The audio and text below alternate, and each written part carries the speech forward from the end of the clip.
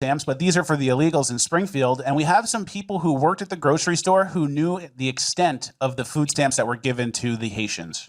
I can tell you personally that when I worked at the grocery store and I cashed them out, the receipts were alarming.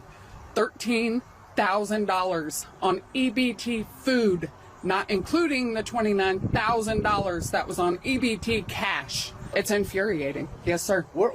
So they're not getting $600 to And while they're dressed very well, very well, how are you able to dress like that? Those are insane numbers. Yeah, really. I don't think anyone knew that it was like that. They might be thinking, oh, a couple $100, $600, $500 a month. That was $13,000, $20,000 cash.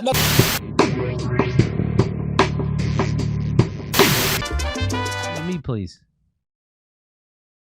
Hey, one of the funniest guys around is back with us. It's Tig Hickey is here, and he is an Irish comedian, writer, filmmaker, known for his work in television, theater, and social media, where he's gained recognition for his video shorts featuring social and political commentary. In 24, he published his memoir. Here it is, A Portrait of the Piss Artist as a Young Man. That is quite a title. I like titles like that. And he's been active in the movement to end the Israeli war on Gaza, and he participated in the recent global Samud flotilla to break the Gaza blockade, and he's here with us today. Welcome back, Tig. How are you?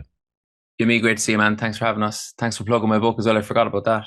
Oh, no problem. I didn't know you had a book until today. My producer told me about it. I was like, oh, God, I would love to read that. Okay, fantastic. Well, I want to first talk to you about the flotilla and tell me what led you to get, I mean, you're a family man, right? And you decided to get on this, seems pretty risky to go into Israeli waters. But tell me what made you do it and what happened. Yeah, so I mean, I've been trying my best here in Ireland, I suppose. I've been trying to do what I can with the comedy and the satire, making people aware of what's going on. And that was going well up to a point, but it just doesn't feel like it's changing things on the ground in Gaza. And I'm just sick of my own government's complicity in it as well, and most Western governments, as you know. So it's almost like an act of desperation, to be honest. I'm good friends with one of the organizers, Tiago, and I know he's got a young kid. So he asked me if I would go, and then I didn't have the argument. I didn't have the excuse to say, well, I've got young kids if he's going to go.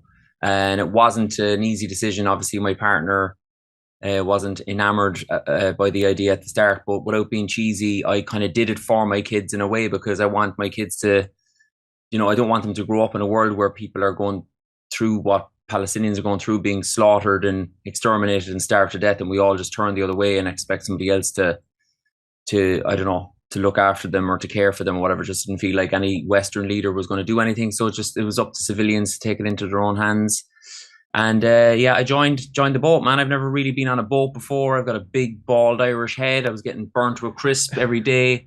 It wasn't exactly my forte, but sometimes solidarity has to be a little bit uncomfortable. That's what I kind of kept telling myself anyway.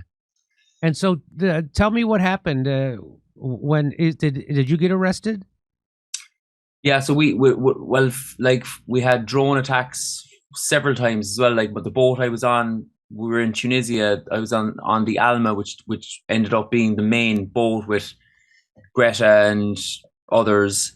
That was attacked in Tunisian waters. The whole upper deck was on fire, and I had to put the fire out and stuff. And it's just the impunity. Like, so, you know, around that time you couldn't even say Israel has done it. You'd have to say, you know, there's an investigation. I think the Tunisians at the time said that a giant cigarette had started, or some sort of a cigarette. I don't know, maybe I just created the giant thing, but it was like we'd set off our own fires kind of thing, like, you know. And of course you can't blame Israel, like, you know, because you have to give the serial killer the benefit of the doubt.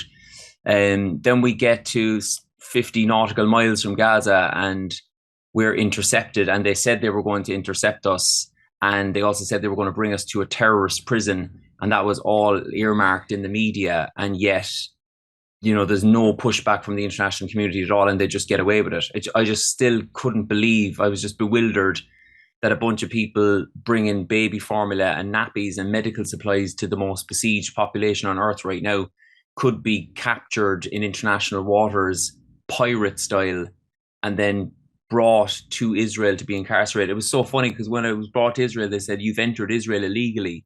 And I was like, I was 50 nautical miles outside Israel or Gaza, and then you guys came, commandeered my boat, and you brought the boat to Israel, which took about 10 hours. You know what I mean? So it's like, it's just bizarro world, man. And then when you get there, you're accused of all these things, and they search you, strip search you. They go through your bag. Of course, they steal all your shit, classic Israel style. They go through your bag. They take everything, power banks, my microphone, one of my underpantses ended up in the pile that they were taking, or kind of going, what data could I possibly be holding in my underpants? And I was going to say, then treated like a common criminal, but it's way worse than that, because common criminals get things like yard breaks and phone calls home. You're brought to this prison in the desert, which, to be fair to the Israelis, they kept their promise. It is for the so-called terrorists, and there's no medication, there's no doctor, you're not told what time it is, you've no access to water, you've no access to your lawyer, and you can't get a message out to the outside world. And I swear to God, I was right up to the moment that I got to that prison, I thought, okay, they're going to lock us up, but it'll probably be a bit of a jolly. You know, like, we're white people at the end of the day. They won't be able to harm us. We're not Palestinians. But, like, to my great shock, this is what happens when a country is just drunk on its own impunity. They treated us so badly that one of our Irish colleagues with diabetes was denied access to his insulin as his health was deteriorating in his prison cell. We were like lashing on the door, pretty much a riot in my wing, to try and get him his insulin, and they never gave it to him. 4 days he was in that place, and he left quite an ill man. And it seemed to me that they were just, if he died, so be it. I'll leave you with a quote on that little tale. We were slamming on our doors trying to get our buddy Paddy just his insulin. We weren't asking for much. It wasn't a major prison demand. We just wanted our friend not to die. And the guard, and I quote, said, "We don't have any doctors for animals." And that's how they viewed us, and that's how they treated us. Animals, they called us animals, they called us terrorists. They put on their little October 7th video on a loop for 6 hours.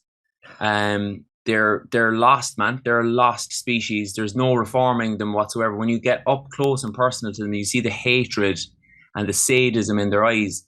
They've drank the Kool-Aid, and they're just gone so far down the rabbit hole of siege mentality. Everyone's against us. Everyone's an anti-Semite. They hate the Irish as well, which is just bizarre. You know, the way when you say you've Irish roots or you're Irish anywhere in the world, everyone wants to see you or hear from you, whatever. They hate the Irish because we're so, I suppose, passionate about Palestine. And yeah, I suppose I went over there with an impression of them that wasn't very good. I've come back with one that's twice worse. And my activism will only scale up. It hasn't in any way deterred me or any of the others that I spoke to. And so what is your theory on why internationally people are against what Israel's doing? They're against Zionism. They're against the genocide happening in front of their faces on social media. Why do you think their governments aren't? Why do you think that so many governments are complicit and still even funding Israel? What is the stranglehold that Israel has on the world? Well, I suppose, you know, at the risk of being called an anti-Semite, you know, again, obviously it's to do with corporatism, and obviously it's to do with big business. And, you know, for instance, if you look at the Irish example, I mean, there are no Zionists in Ireland, really. Like, if you met a Zionist in Ireland, I mean, he wouldn't be from Ireland. I would say he'd be American. But there are many corporatists in Ireland. So, for instance, the US, if the US pulled out big pharma and big tech out of Ireland tomorrow, our economy will collapse. So our government is completely beholden to the US. We're like a little vassal state of the US, really, at this point. So because the US and Zionism and Israel are all so deeply connected, we're really afraid of pissing off the Americans, not so much the Zionists. And I think that must be the case in many places around the world. It's either indirect or direct association with Israel for the good of the economy. For instance, the Greeks, I know the Greeks are in a similar bind. The tourism is so important to Greece, and I think Tel Aviv and Athens is like 2 hours away, and they get an awful lot of tourists from Israel. So the people are very much with Palestine, but they will affect their economy or crash their economy if they really turn their back on the Israelis. But I think the dial has turned, and I think at the end of the day, when we were in prison, something like 80 places around Italy were ground to a halt. The country was pretty much on its legs. They'd stopped, completely halted their economy. That's the amount of people pressure they had, because unlike Ireland, Italy still has a strong trade union scene, so they were able to kind of galvanize people and motivate people to that extent. If that was happening everywhere in Europe, which I think is only a matter of time, it doesn't matter how strong the business connections are anymore. The people power will be so strong. I think they will, finally break the connection with Israel. But again, man, I'm repeating myself. I just couldn't believe, like, I was there just trying to bring baby formula to Gaza, and I was like pulled off the boat, manhandled onto the ground, sitting in baking heat for 3 hours. When he found out I was Irish, he gave me specially bad treatment. If you look up to see what's happening with one of your buddies is getting verbally abused or physically abused, you're hit on the head. And it just, the whole thing struck me as these people are so used to doing whatever they want. Because when you look in their eyes, a lot of them are kids. Like the commandos who came on our boat to take over our boat, one of them was almost trembling. Like they're young, propagandized kids, a lot of them. And you wouldn't fear them except for the guns they have in their hand because everyone is armed to the teeth. But the one thing you would fear about the Israelis is their impunity. Like there was some of the lads like giving them a lot of back chat. And when we were protesting about Paddy not getting his insulin, we hid in the toilet because they'd come in and do these random counts every 2 hours just to sleep disturb you, like, so you couldn't actually get to sleep. And we didn't allow them to count us as a means of protesting. And one of the lads held up a blanket. And then they burst into the room because we had challenged them in that way with a SWAT team. Everyone is armed to the teeth. A dog with a muzzle on his face, ready to eat the shit out of us if you let the dog off. And he told us to drop the blanket. If you don't drop the blanket, we'll shoot. And in that moment, you're just thinking to yourself, they could easily get away with something here. Like they could say that we antagonized them and that we concealed a weapon, and they would shoot and they would get away with it. Like I couldn't back my government to have my side if something got out of hand in that prison cell. Again, you've no contact with anyone in the outside world, no lawyer, no one backing you. And that's what's truly scary about Israel right now is that when you enjoy this level of impunity, you are literally capable of anything. Do you see? I heard reports that you were talking about how young the IDF soldiers were, that the commandos and that they looked frightened. I heard reports that some of them even wet their pants. Have you heard about that? I mean, I didn't see it physically. I would have loved to have seen something like that, and I would have loved to have recorded it as well. Unfortunately, we were all instructed to ditch our phones before the commandos get on the boat. Otherwise, I would have got some A1 material. But it doesn't surprise me to hear that whatsoever, because, I mean, if this doesn't sound too optimistic or even a bit cheesy or whatever, like I kept seeing a lot of fear in their eyes. This is a deeply insecure society. They go through your bag, and if they find anything with Palestine symbolism on it, they throw it in the bin. That to me does not strike me as a nation very secure in its future. I do feel like they feel like the world has kind of cottoned on to how they are.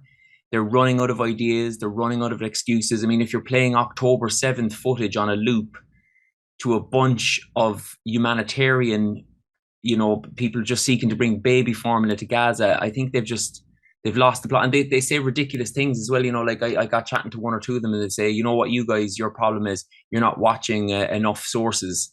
You need to read more. You need to watch more. You're just watching Al Jazeera. Do you know what I mean? Like, yes. I just couldn't get my head around. Like, they were saying that we were in a kind of an echo chamber, like, when they're so obviously in an echo chamber themselves. And the other thing that gave me hope as well is that, like, and you hear this in Palestinians, if you take away their guns, you take away their violence, because all they have is violence. Like when we protested to get insulin, they amped up the kind of intimidation. They bring in the SWAT team and the dogs and the guns. But if you take all them down, a lot of them are really just scared, and they know the writing is on the wall. And I don't feel it's a society that you can reform. It'd be like trying to reform apartheid South Africa. It has to just be brought down. So as sadistic as they are, they're also kind of quite ridiculous. There's something, they're kind of like shit Nazis, like kind of Timu Nazis. And I think their days are numbered. Do you have any hopes for this new ceasefire peace deal and a Palestinian state? I just left some Palestinian friends, and they have mixed feelings about it. And they don't trust Israel. They don't trust Donald Trump, obviously. They don't really know what the next step is going to be. I mean, traditionally, Israel has never stuck to any ceasefire. Look at the ceasefire in Lebanon, for instance, like that has been in place arguably, or supposedly for, 6 to 9 months, and they still continue murdering people all the time. We just don't know if Israel will keep their side of the bargain. But the optimism that I have is that my friends tonight were saying that people in Gaza might be able to get some sleep tonight. They might be able to breathe. And who knows, they might even be able to begin the grieving process for all the people that they've already lost. So I'd be slow as some white lad who's an ally of the movement and the cause to come in and say, no, this is not the real deal. We'll have to let Palestinians lead that. And I need a little bit of respite. It all has to be welcomed. But in the round, if we're talking about a solution that involves very little consultation with Palestinians, and if the warmonger Tony Blair is anywhere near it, then obviously there's no future in it whatsoever. Like, these people are utter psychopaths. But we'll definitely let Palestinians lead it. And quick one on the flotilla, if anyone thinks that the activists were dissuaded, 100,000 people have signed up to go on the next one. So get signed up and become part of it, because it was an extremely valuable experience and something I would definitely recommend for anybody to do. So now we've seen that in the UK, for sure, they're arresting pro-Palestinian protesters, right? And just for basically thought crimes, right? So if they endorse the Palestinian organization, which they have deemed terrorists, you can be arrested just for saying you support them. You don't have to do anything. You don't have to give any money. All you have to do is have a thought that you support them. And of course, we know they're locking people up for social media posts in the UK. It's really gotten out of control. They've arrested, or they didn't arrest, but George Galloway was detained at the airport, former member of parliament. So big news, though, is that the European Union had threatened Ireland to pass even more restrictive hate speech laws, which would land a lot of people in jail. So spoiler alert, it didn't pass. The Irish government has informed the European Union that they will not comply with a demand to force hate speech laws on the public. It's hugely significant moment for free speech. And I just want to let everybody know, of course, this is being backed by George Soros-funded NGOs demand crackdown on free speech as politicians spread hate misinformation. And here it is. Ireland was given 2 months to begin implementing hate speech laws or face legal action from the EU, and that's from May of 2025. And real quick, it says, under existing European Union rules on combating racism and xenophobia. So it's always about, it seems virtuous. It always seems, well, you'd want to, nobody likes xenophobia. No one likes racism. The European Commission believes Ireland is allegedly failing to comply with laws first agreed to in 2008 surrounding the criminalization of race-based violence and hatred. Well, violence is already illegal. So the fact, it's kind of silly to me. It's like, oh, that guy who killed your brother, did he hate him? No, he didn't hate him. Well, I guess it wasn't so bad. It doesn't matter. That to me, that's just, hate speech is free speech.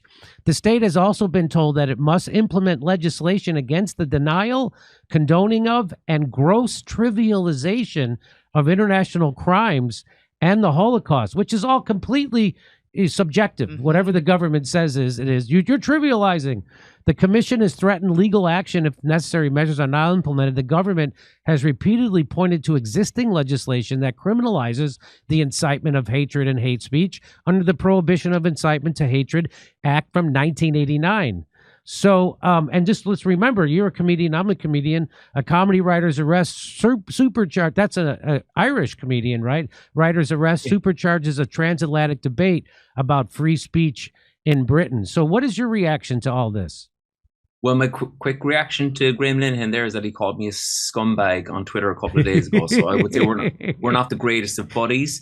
One of the positive things about, if you could say a positive thing about Gaza, is that it has blown everything up into the air. Like all the masks are off, and all the hypocrisy is on show. So for the EU, I think the EU are experts at trying to get people to use the right terms and the right conditions around speech, for instance. That would be very important to them.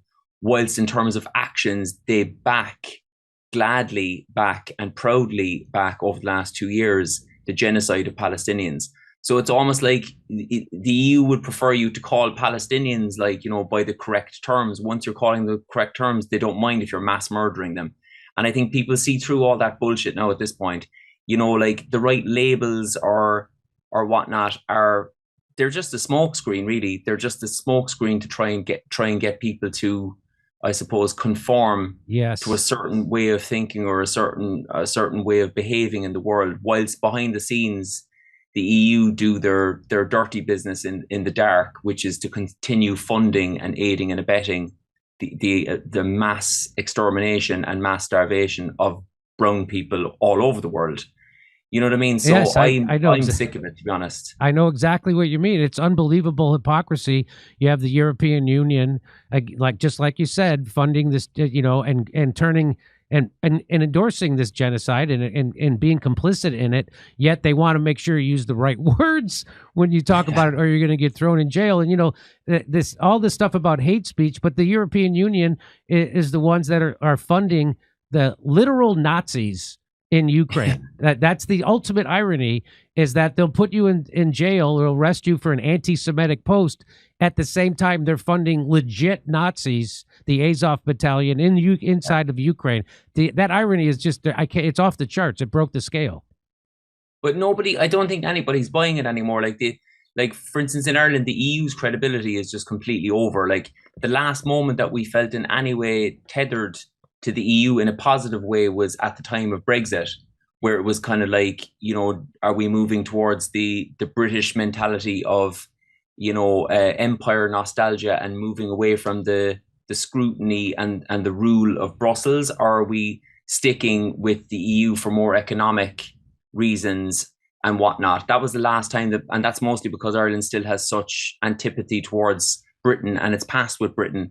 But now in the cold light of day, I'm not saying I would have voted for Brexit or that it's a good idea or whatnot, but I just don't see what Ireland gets at times from being tethered to this thing that we no longer respect and no longer has any credibility on the world stage. I think von der Leyen's passionate kind of insistence and standing by Israel's side as the rest of the world has seen what Israel is actually all about and what it stands for, I think has disgraced Europe and done irreparable damage to the idea of this European community or of the standards or of morality. I think are done forever. And I'm really glad about that, to be honest.